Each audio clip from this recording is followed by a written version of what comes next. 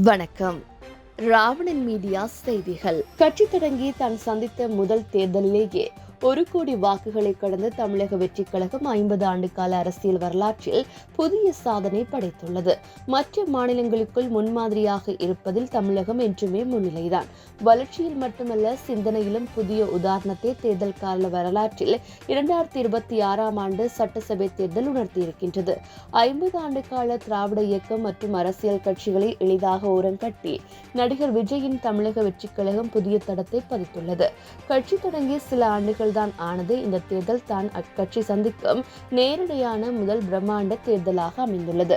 ஆட்சி அமைக்க குறைந்தது 118 எம்எல்ஏக்கள் தேவை. இதற்கு குறைந்தபட்சம் 30% வாக்குகளாவது அவசியம் என்ற நிலையில் தேர்தலை சந்தித்தது தவேக. வேட்பாளர்கள் எந்த பின்னணியிலும் இல்லை, திறமையான பேச்சாளர்கள் இல்லை, மக்களிடம் நேரடியாக அணுகும் அல்லது அணுகிய வேட்பாளர்கள் இல்லை. எனவே தோற்பது உறுதி என்பது அரசியல் பார்வையாளர்களின் கணிப்பாக இருந்தது. ஆனால் ஒட்டுமொத்த கணிப்புகளும் கருத்துக்களையும் கதறவிட்ட தவேக தமிழக அரசியலில் 1,20,00,000 வாக்குகளை கடந்துள்ளது. கிட்டத்தட்ட 35% வாக்குகளை இக்கட்சி அள்ளியிருக்கின்றது.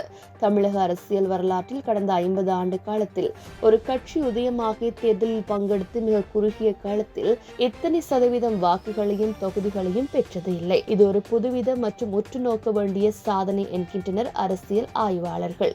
எம்ஜிஆர் அதிமுகவை தொடங்கி தேர்தலை சந்தித்த போது பெற்ற வாக்கு சதவீதம் 33.5 என்றும் அவர்கள் நினைவுபடுத்துகின்றனர்.